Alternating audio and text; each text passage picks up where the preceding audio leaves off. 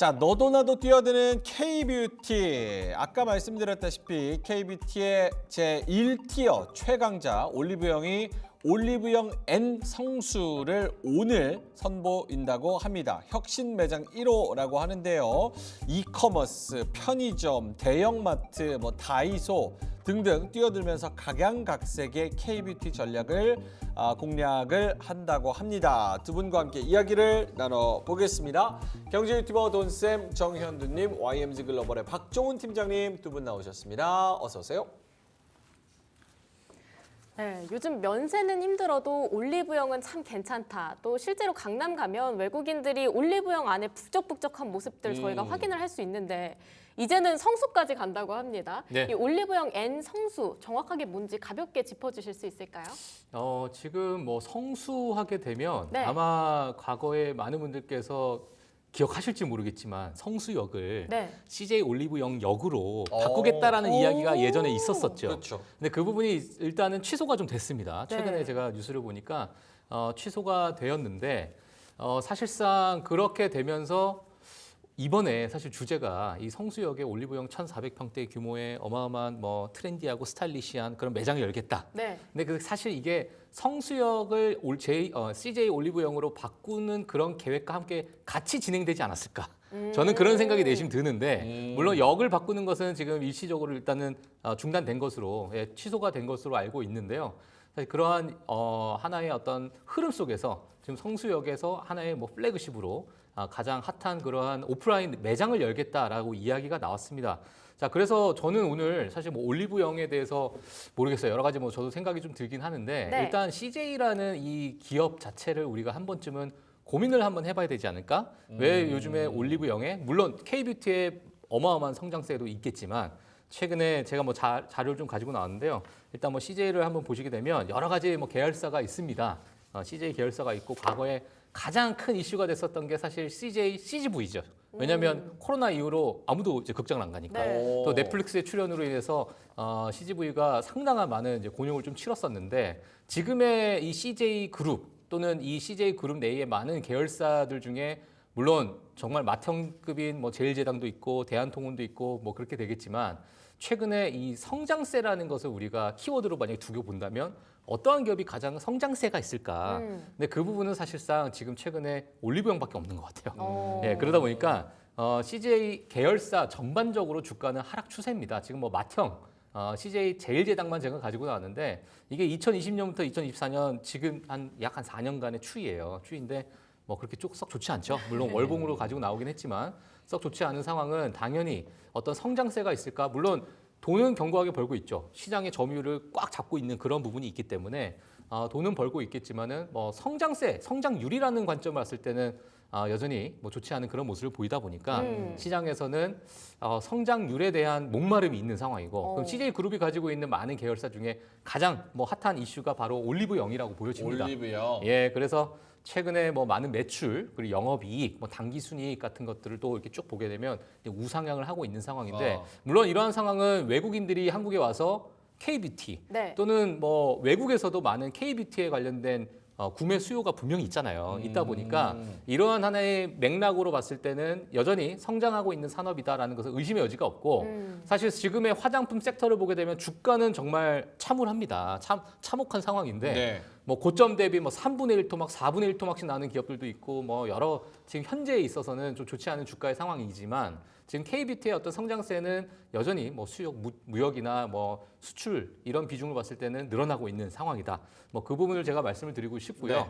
네. 오늘 여러 가지 이야기를 좀 했는데 네. 일단은 제가 오늘은 다이소가 사실상 좀 치고 올라오잖아요. 네. 그러니까 올리브영과 다이소의 여러 이 시장 점유율을 빼앗기 위한 하나의 치열한 어떤 전투가 지금 이뤄지고 있기 때문에 오늘도 성수 지역에 그런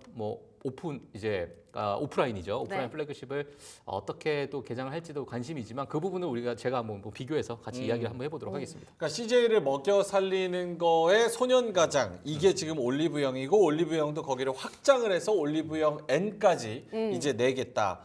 이제 올리브영 N에 대해서 조금 더 말씀을 해 주신다면 이게 MZ들의 핫플인 성수에 내는 것도 의미가 있고 원래 가장 컸었던 명동타운점의 9배가량 넓고 하고 거기 안에 이제 무슨 뭐 K-팝도 녹여내겠다. 뷰티 서비스를 받을 수 있는데도 녹여내겠다. 아까 보여주신 자료 보니까 뭐 옷도 걸려 있는 것 같고 네. 이렇게 좀 크게 진행이 되는 것 같아요. 그리고 사실 지금 오프라인은 올리브영하고 다이소가 이제 다 양분을 하고 있는 모양인데 최근에 이제 다이소가 눈에 많이 띄잖아요. 네. 그리고 다이소가 원래는 어디 대형마트의 한 켠에 나오고 뭐 이런 게 있었는데 이제는 다이소 한 켠에 대형마트가 들어가요. 네. 네. 예, 그러니까 지금 현재 다이소 가장 큰 매장이 부산에 있는 걸로 알고 있는데 예, 부산 동네 무슨 홈플러스 매장에 있는 건데 그게 홈플러스보다 다이소가 더 커서 진짜요? 이름을 바꿔야 됩니다. 어. 그 다이소 홈플러스 매장으로 바꿔야 돼.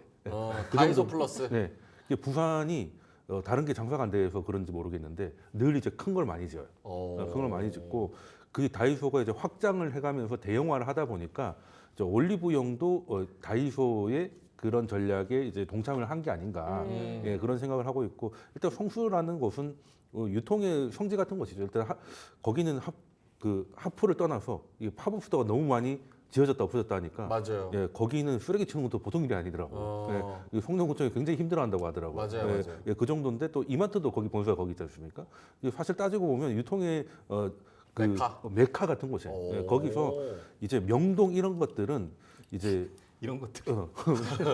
명동의 파악이니 일단 뭐라고 해야 돼요? 뭐 새롭지 않아요. 그렇죠. 새롭지 너무 않아요. 올드예요. 네, 그렇죠. 이게 너무 외국인들만 보는 것 같고 그러면 국내에서 다이소의 포지션을 좀 어느 정도 가져오려고 하면 이런 형태 그런데 다이소보다는 조금 퀄리티를 높여서 가겠다 이런 식으로 하는 전략이 아닐까 하는 생각을 일단 저는 그 뉴스를 보고 올리브영이라는 그 브랜드 이미지가 뭐 MG도 있으니까 네. 약간 트렌디함 이런 느낌이 잘 먹히는 브랜드인 거잖아요. 네. MZ들이 뭐 친구들끼리 맞아요. 어디 가겠어요? 놀러 갈 데 없으니까 네. 올리브영 가가지고 쓱 한번 돌다가 뭐 이런 거 있으면 하나 립글로즈 같은 거 하나 사오고 또 뭐 아이섀도우 있으면 사오고 그렇죠. 그런 것들이 이제 MZ들의 성지로 해가지고 성수로 많이 간다 이렇게 생각을 하면 돼요? 맞아요. 성수에 이제 팝업 스토어도 워낙 많이 열리다 보니까 젊은 층들이 그쪽으로 데이트 많이 가기도 하거든요. 성수 쪽으로. 네. 그리고 올리브영 뒤에 N은 뭐냐 이거 궁금하신 분들도 계실 것 올리브영 같아서요. N. 네. 여러 가지 의미가 뒤섞여 있습니다. 네. 지금 보시면 신선함 영어로 뭔가요? 신선함 뉴 New 그리고 미래지향, 미래지향 Next 그리고 그리고 무한한 가능성 같은 걸 표현하기 위해서 제곱에 또 N을 또 드렸다고 해요. 아무튼 어. 뭐 여러 가지 나름대로의 획기적인 부분들을 참고하려고 했던 것 같습니다. 그리고 또 3층에 가면 K-팝 문화를 조금 더 집중적으로 공략해서 외국인들을 끌어들이기 위한 그런 부스들도 운영을 하고 있다고 해요. 그러니까 말씀 주신 것처럼 조금 더 MZ스럽게 그리고 글로벌적으로 나가기 위해서 이번에 굉장히 준비를 많이 했다 이런 부분들을 좀 느꼈는데 또 궁금한 거 아까 다이소도 말씀을 해주셨잖아요. 그 전에 네. 올리브영 N 그래서 될까요? 올리브영이 네. 저는 안 될 것 같아요. 나 저 얘기 할 줄 알았지. 왜요? 딱 알았지. 나 안 너무 돼. 가고 싶었는데. 너무 가고 싶지만 가고 이게 싶지만 문제가 네. 더현대 서울도 최근에 이제 지었잖아요. 얼마나 됐죠? 1년 반 됐나요? 네, 뭐 그렇게 그 정도 된 것 같습니다. 근데 문제가 뭐냐면 객단가가 안 올라온다. 돈을 안 카드만 써. 찍고 객단가가. 그러니까 올리브영 N도 뭐 몇 평? 만 평? 네, 준비해가지고 안에 다 때려박고 뭐 어디 뭐 K-팝 가수 초청해가지고 뭐 하고 하는데 결국은 객단가가 높아져야 되는데 영업이익이 나오려면 매출이 나오는 만큼 마진이 나와야 되잖아요. 근데 넓게 하고 성수도 거기 임대료 어마어마하게 비싸거든요. 그러면 이게 과연 될까? 왜 안 될 것 같다고 생각하세요? 아니 뭐 동일한 이유입니다. 사실 저랑 지금 돈세님 이전에 사실 저희가 이제 강남을 한복판에 이렇게 걸어 다녔었어요. 네. 이제 방송 끝나고 이제 밥 먹으러. 우리가 이제 둘이서 이렇게 지나가다가 그 이제 강남 한복판에 커피숍이 있죠. 커피숍. 여기도 맛집 많은데 왜 강남까지 가가지고 두 분이서 어쩌다 보니까 가게 됐어요. 갔는데. 네, 근데 커피숍이 막 있는 거예요. 네. 그래서 제가 사실 돈세님한테 이런 얘기했어요. 아 형님 여기에 이 땅에 커피 팔아가지고 이거 임대료 낼 수 있을까요? 제가 이런 얘기하면서 그런 얘기를 하면서 저희 지나갔던 그런 기억이 있는데 네. 사실상 이제 성수도 정말 핫플레이스 중에 하나고 좀 규모도 크고 5층 높이에 근데 최근에 정말 이 많은 젊은 친구들이 돈을 정말 그만큼 많이 쓸까? 그만큼 앞서 말씀해준 거죠. 영업 마진도 높을까? 오프라인을 크게 하면 더 많은 매출이 일어날까? 이러한 어떤 공식적인 부분은 저는 지금 상황에서는 잘 모르겠어요. 사실상. 그러니까 이것을 지금 만약에 CJ 올리브 영에서 약간의 상징성 있는 그러한 어떤 플래그십으로 가져가기 위한 네. 하나의 뭐 팝업 스토어도 될 수도 있고요. 뭐 많은 다양한 정말 물건들을 두고 판매를 하는 여러 가지 상징적인 의미를 좀 가져가려고 하는데 앞서서 제가 말씀드린 것처럼 성수역을 그 이름을 바꾸면서 이거를 같이 해 나가려고 했었구나. 저는 약간 그런 생각이 들었는데 뭐 모르겠습니다. 그 내부적인 이야기는 뭐 제가 모르겠지만 이게 매출로 이어질지는 정말 저는 한번 좀 고민은 한번 해봐야 된다. 저는 이런 제가 생각이 보기에는 들고. 성공 예. 전략은 그냥 이제 다이소 전략을 가야 돼요. 다이소 전략을 가야 됩니다. 일단 다이소라는 곳에서 쇼핑을 하는 거의 특징이 뭐냐면 보통은 뭔가 필요해서 사러 들어가는 거잖아요. 근데 다이소 갈 때는 뭘 사러 들어가진 않습니다. 그냥 들어간 거지. 뭘 사야겠다 생각하고 들어가지 않아. 그렇죠. 그리고 뭐가 심지어는 있을까? 뭘 사야겠다고 생각하고 들어갔다가 심지어 그걸 까먹어. 그리고 생각지도 않았던 것들만 사와. 네. 나중에 또 가야 돼. 또 가야 돼. 또 가야 돼. 그래, 아무리 폰에다가 적고 해도 정신줄을 놓을 수밖에 없거든요. 네. 그게 어떤 거냐면 일단 새로운 것들, 아이템들 뭐 이런 것도 파는 이런 것들이 있어야 되고 일단 재미가 있어야 되고 소위 말하는 이제 공유를 많이 하는 이제 근본템들, 찐템들 이런 거 있잖아요. 이제 그런 것들이 그걸 하나 차를 갖다가 운 좋으면 그것도 사는 것이고 그게 아니면 정상대로라면 이제 딴 것들만 사오는 것이죠.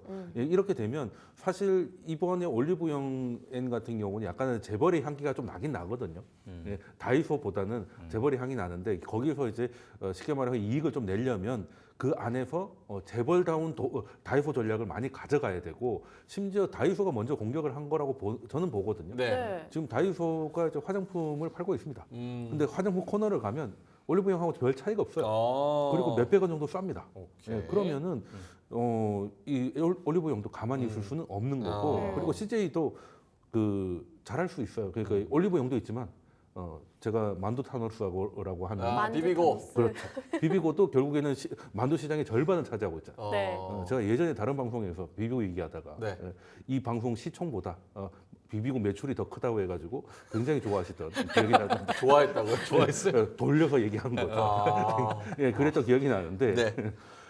그래서 CJ도 사실 못할 건 없습니다. 못할 건 없는데 제가 보기에는 다이소 전략을 CJ화해서 간다면 여기서도 비비고의 성공 신화를 한번 볼 수 있지 않을까 생각을 해봅니다. 이게 참 약간 역설적인 게 CJ랑 올리브영도 더 여기서 한 단계 업그레이드 하려면 무언가 새로운 브랜드의 기치를 내걸고 대형화, 플래그십, 시그니처 뭐 이런 거를 내야 되는데 뭐 다른 자료도 보면은 규모의 역설이라 그래가지고 치과 있잖아요. 우리 네. 가는 치과. 그것도 규모가 커지면 커질수록 오히려 손해보는 일이 더 많아진대요. 그 안에는 마케팅 비용도 들어가고 여러 가지가 들어가는데 이게 커지려면 메가급으로 스타필드, 뭐 타임빌라스처럼 아예 크게 하던가 그렇죠. 혹은 아예 올리브영처럼 조그맣게 해가지고 평당 매출이 올라가게 하는 구조로 가던가 둘 중에 하나여야 되는데 그렇죠. 올리브영 N 이게 결국은 잘 될까 좀 일단 지켜보고 오늘 오픈하는데 우리가 너무 악담으로 아니 그래도 일단은 할 말은 해야죠. 할 말은 해야 할 돼. 말은 해야 배달 됩니다. 음식을 할 때도 제일 확실한 게 리뷰 많음보다는 재주문 많음이 좋은 거예요. 재주문 재주문 많으면 많으면. 중요합니다. 그래서 오픈을 하니까 가서 한번 보고 다시 올 이유가 있는지를 보면 재주문이 예, 그렇게 되면 이제 성공할 가능성이 높아지는 것이고 그냥 그렇구나 하면 이제 조금 위험해지는 것이죠. 저는 조금 긍정적인 요인은 뭐가 있냐면 긍정적인 요인 갑니다. 네. 이거 뭐 이제 올리브영과는 맞을지 모르겠으나 네. 최근에 사실 날씨가 많이 극단적으로 변했잖아요. 맞아요. 그러니까 여름에 너무너무 더워지기도 하고. 그러니까 사람들이 이제는 물론 집에서 온라인으로 뭐 쇼핑도 할 수 있겠지만은 만약에 내가 어느 한 곳을 가게 된다면 그 장소 안에서 오랫동안 머무를 수 있는 그런 신뢰가 저는 뭐 그래서 이게 지금 더현대 같은 경우도 마찬가지로 좋은 어떤 그런 시너지 효과를 낼 수도 있는데 그 안에서 내가 다양한 걸 많은 것들을 좀 할 수 있는 그러한 어떤 실내 공간을 만들어 주는 것도 저는 앞으로 좀 전략적으로는 좀 나쁘지 않는 그런 왜냐하면 밖에 너무 더우니까 네. 이제 실내로 들어가려고 하는 데이터족들도 있을 것이고 예, 하여튼 뭐 그러한 전략도 저는 좀 괜찮을 것으로 보여집니다. 알겠습니다. 저도 하나 더 있어요. 뭐요? 외국인들이 올리브영 올리브영을 가면 2, 30만 원씩 쓴대요. 그러니까 면세점에서 쓸만한 돈들을 다 올리브영 가서 쓴다는 거예요. 그러면 성수동이 약간 이런 뷰티 랜드마크로 좀 자리매김을 하면 우리나라에서는 젊은 층들이 돈을 많이 안 써도 외국인들이 막 써주면 외국인들이 조금 그래도 볼만하지 않을까요? 어느 정도의 매출이나 그런 수익들? 외국인 수가 좀 더 좋죠. 그러니까요. 밖에서 돈이 들어오는. 저는 알겠습니다. 이렇게 한 표를 들어주겠습니다. 그래서 올리브영 N 우리가 다 잘 되자고 하는 네. 얘기니까 네. 파이팅 했으면 좋겠습니다. 아까 다이소 얘기 어떤 거 물어보려고 그랬죠? 아 맞아요. 다이소가 또 올리브영이랑 지금 굉장히 경쟁 구도에 있다고 맞습니다. 말씀을 해주셨잖아요. 예. 그래서 관련한 이야기를 듣고 싶었거든요. 그러니까 오늘 사실 CJ 올리브영을 얘기를 하려면 다이소를 얘기 안 할 수가 없는 다이소. 그런 약간의 경쟁 구도가 있는데 CJ 올리브영에서 아마 많은 인식을 할 거예요. 그 내부적으로 마케팅 팀이나 여러 뭐 안에 홍보팀이나 다 이제 이제 다이소 저걸 어떻게 우리가 무찔러야 되는데 뭐 그런 생각을 많이 하고 있을 네. 것 같은데요. 일단 화면 한번 보시면 그러한 생각이 아마 딱 드실 겁니다. 왜냐하면 지금 다이소가 2024년 되면 매출이 4조 원을 넘는 그러한 어마어마한 매출을 또 기록하지 않겠느냐라는 것이 사실상 지금 얼추 넘어선 것으로 일부 분석 자료에서는 좀 나오고 있는 상황이긴 하지만 그런 어떤 무서운 매출세가 있는데 그 안에서 보게 되면 성장 동력 자체가 지금 뷰티 제품이라는 거예요. 네. 그러니까 지금 2024년 1월부터 7월까지인데 이 뷰티에 관련해서 지금 어마어마한 이 성장률을 지금 현재 보여주고 있다. 자, 이 수치를 지금 나타내는 거고요.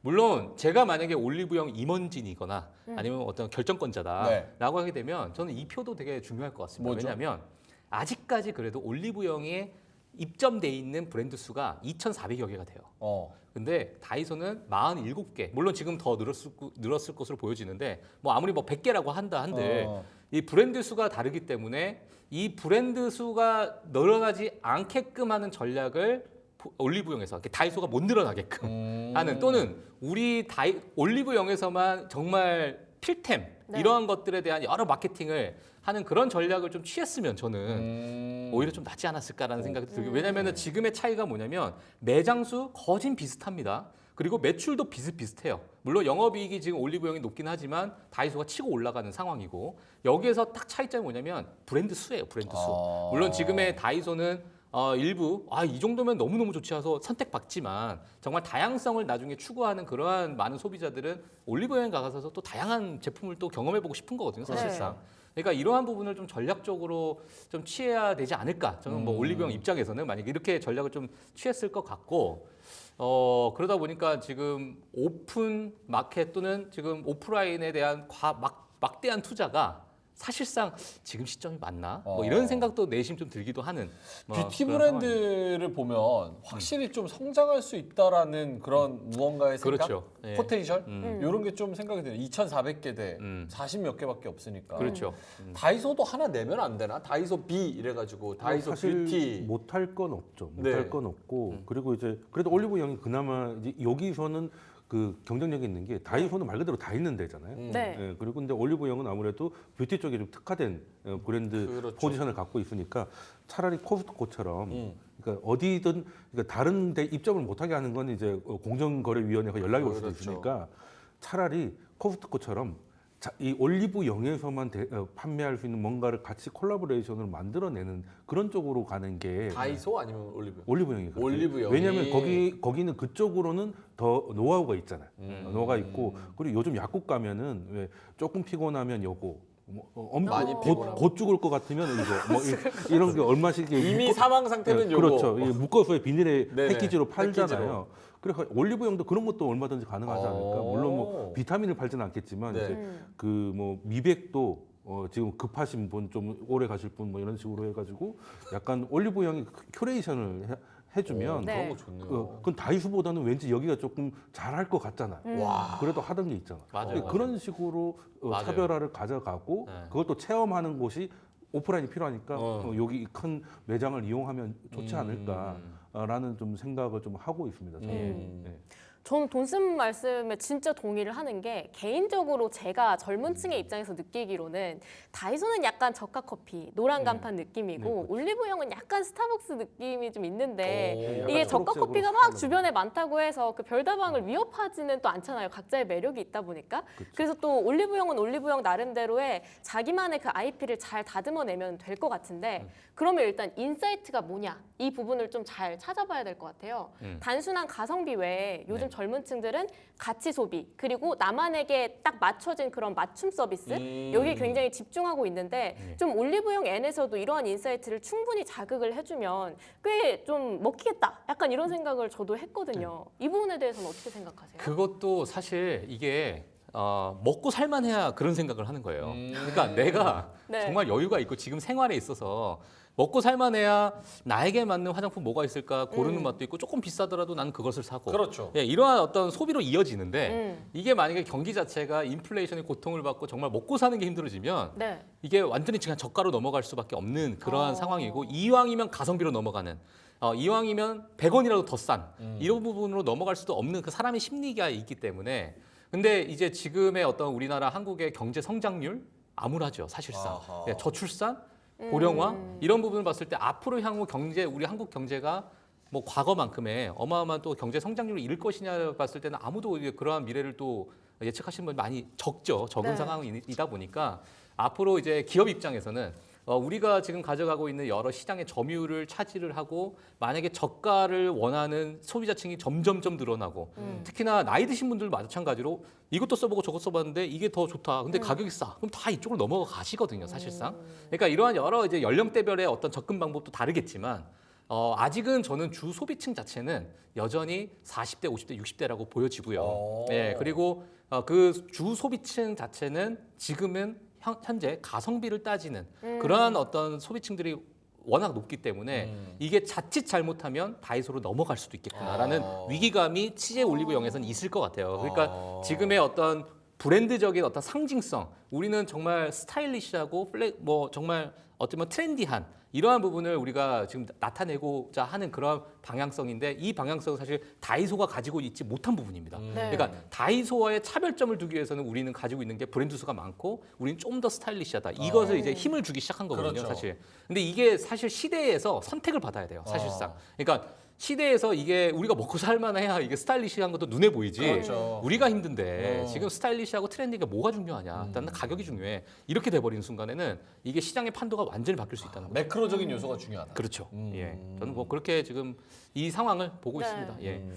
그러면 이 부분이 정말 힘든 것 같아요. 가격적인 게 완전 고퀄리티거나 아니면 완전 싸거나 계속 이렇게 소비가 양분화되어 가니까 그럼 저희 투자적인 관점에서도 얘기를 좀 해봤으면 좋겠는 게 이게 단순히 올리브영과 다이소만의 문제는 아니라고 생각해요. 해외에 계속 우리 화장품주나 K뷰티주 진출을 해줘야 되는데 좀 단순히 가격 전략만으로 저희가 인사이트를 취해갈 수는 없잖아요. 저희 K뷰티가 약간 조금 더 국외로 시장을 넓혀가려면 어떠한 부분들에 있어서 저희가 공략을 해야 될까요? 그럼 뭐 K뷰티는 뭐 유리한 게 굉장히 많죠. 일단 그 화장품이라는 게 예전에도 한번 방송에서 말씀드린 것 같은데 우리 K뷰티의 강점이 뭐냐면 프랑스나 이런 뭐 에스티로더 뭐 이런 큰 브랜드가 갖고 할 수 없는 새로운 제형의 제품을 만들어내고 그거를 그냥 인플루언서를 동원해 가지고 그때 재미나는 새로운 이런 것들을 만들 수 있는데 올리브영은 하나의 그게 플랫폼이 될 수가 있어요.